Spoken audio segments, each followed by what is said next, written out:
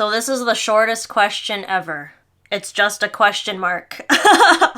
Hey guys, what's up? Welcome to another Q&A. A big thanks to everyone who showed up to my first live Q&A hangout session last night. It was super fun, and it was so cool to interact with you guys in real time. And so if you want to get in on the next one, I'm doing these for channel members only, so you'll have to sign up for channel membership. So if you'd like to do that, you can click on the join button, which is to the right of the channel name, or you can visit the video description for a direct link to sign up. But yeah, it was just really cool to chat to people in real time. I've never done that before, so it was a new experience, but it was a lot of fun. So this Q&A video today is just gonna be like all the other Q&As where I let YouTube filter the comment section. So any question I haven't answered already, I will answer in this video. So let's just get started. The first question is about Eike. Eike is super cute. She never seems to bark. Is that correct? Eike actually does bark. She is relatively quiet though, compared to other dogs that I've lived with. She doesn't like cyclists, so if she sees people on a bicycle, she's going to bark at them. She will give little like warning barks if she sees people walking around in the property next to us. She'll let us know that there's people there. In the house, she doesn't just bark at anything, any noise she hears. So we're grateful for that. And when we're outside too, she really only barks at cyclists so far. That's what I've noticed. I was wondering, how do you guys dispose of the ash from the stove? Are you putting it in your compost? Yes, that is exactly what we're doing with the ash. We just put it in the compost. We actually have a metal bucket that sits next to the wood stove, so we fill that up. And then when Kuba does our shit buckets and puts them in the compost pile, he adds the ash into there. He also uses a little bit of it to clean the glass window of the wood stove, because that helps clean all of the, the residue off of there. Lisa, do you suggest these house projects to Kuba, or does he take initiative on his own? So we tend to come up with those ideas together where it's like, oh wow, I could really use a hanger for my towel in the bathroom. And Kuba will be like, oh yeah, great idea, I'll just put one in right now. Or he'll come up with an idea and just run it by me and just be like, hey, what do you think about these hanging pockets in the bathroom for hygiene stuff, whatever. And I'll be like, cool, awesome, and he'll put them up. So it's really a collaborative effort when it comes to doing these little projects. But I feel like we're both very good about figuring out like what's the best way of doing something in this house, because we've been living in it now for several months. So we've had time to figure out like what type of storage we need and what would work best in that situation, as opposed to us just rushing through and like building everything at once. So it really has helped us to have more time to figure those things out. But yeah, in general, we both come up with ideas. It's not like me telling Kuba like you need to do this, this, and this. We both come up with ideas together. Are there some foods that you remember fondly that you wouldn't eat now? I feel like I answered this question in a previous Q&A, but what it comes down to is like my memories of a food, like the fond memories connected to that. It's not necessarily the food, but it's like what was happening around that food. Like I might have good memories about, let's say, a croissant breakfast sandwich, because one of my favorite breakfasts that my mom used to make would be a grilled croissant with like a fried egg or something like that. So I have nice memories of eating breakfast with my mom, but it's not just because of that food. Now, because I'm not going to go out and eat something like that, even though you can get vegan croissants and they're just as delicious, and you can make a vegan egg out of chickpea flour or tofu or whatever, I just prefer to reminisce on that moment instead of focusing on the food. So I hope that makes sense. And then of course I have nice memories of like Thanksgiving dinner with my family. I focus more just on like the togetherness and how we felt when we were all sitting around the table, not necessarily us eating the turkey or whatever. All right, here are 2 questions about the garden. Are you going to use peat moss in the garden? Isn't peat moss a fossil fuel mined from peat bogs that takes thousands of years to form? We have used some peat moss in the garden. We bought a couple bags of it for the square foot gardens.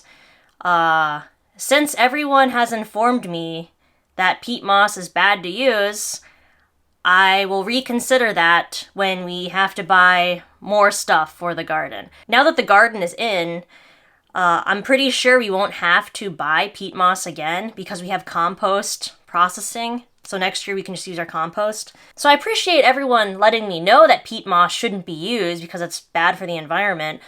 But I also would like you guys to let me know what's a suitable alternative. Instead of just saying you shouldn't be using it, let me know what you would use instead. That would be helpful.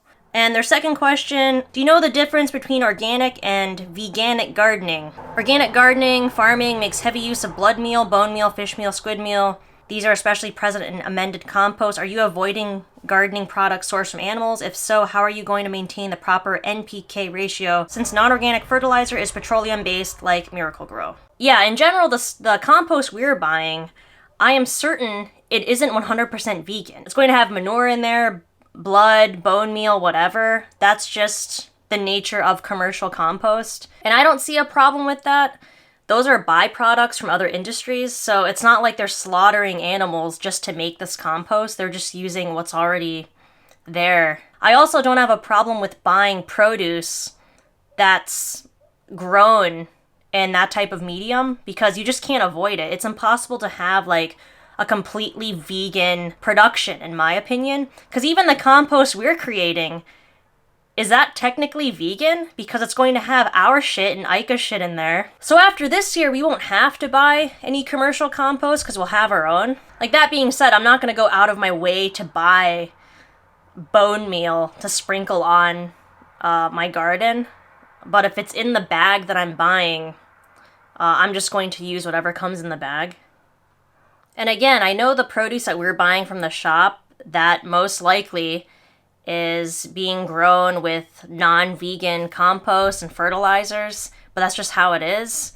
You can't get around that unless you're growing your own and you are just using vegan compost. But I honestly am not aware of a company that sells vegan compost. If you know of one, please let me know because that would be really interesting to me. Maybe we can try to do it that way later down the road, but right now I'm just going to use whatever I can buy at the shop to get us started. And then in the years to come, we can reevaluate and see how we want to change it up. Potatoes are fun and easy to grow. What kind are you planting? I don't know what type of potatoes those are. Those came from Lidl, so they kind of look like Yukon Gold. I don't remember seeing a video that says how you will wrap, aka what siding you are going to use for the house. Will it be the same Japanese burnt wood? That would be cool. Yes, we got our siding yesterday. We are going to char the wood just like our garden boxes and then brush them and oil them. That way the siding will be waterproof. So all of the siding is behind the house, and then we will start putting that up very soon because we want to get that done so the house can actually be like finished on the outside, and then Kuba can start doing the porch. And yeah, I'm super excited about that. In one part of the video, Kuba is wearing a face mask and you are not while you were in the woods walking. Are you obligated to wear them even if walking alone in the woods? It honestly seems like we can't win with the masks. If I film us wearing the masks when we are out by the lake or in the woods, people are telling us, why are you wearing a mask? There's no one around. You shouldn't have to wear one. You don't need to wear one. If I film us not wearing the mask, people tell us we should be wearing the mask in the woods. So this question is on the taking a break video. When we walk to the woods, we have to walk along the main road and through a neighborhood, and there's people out now. There are lots of people here. The weather's nice. They're coming back to their holiday houses or whatever. So we wear the masks when we step out of the house and on the way to the woods. We have the masks on because we're coming in contact with people. I don't want a cop to see us not wearing the masks on the main road and then give us a ticket for not wearing them. So when we get to the forest, we do take them off because we're like, there's no one else in the woods. So if we see other people, we will put them on. But in general, when we're in the woods, we don't wear them because there's no one else around and we can hear that there's no one around. Now in that video, the way I edited it maybe makes it confusing, but when Kuba is wearing his mask, that is literally when he just stepped into the woods and he started brushing Eike. He took it off right after that. I guess just use your own common sense if you want to wear it or not. You never let Eike unleash during the walk? I definitely answered this in a video recently, so I'm not going to go into that. Since the beginning of last year, around 100 Polish municipalities have outright banned anything they call LGBT ideology and enable discrimination under the pretense of protecting the traditional family. Powerful ultra-conservative groups have inspired and backed this deluge of hate. Do you know if this has happened in your city and town, and how do you feel about it? I have heard about this, and as far as I know, nothing like that is happening where we live here.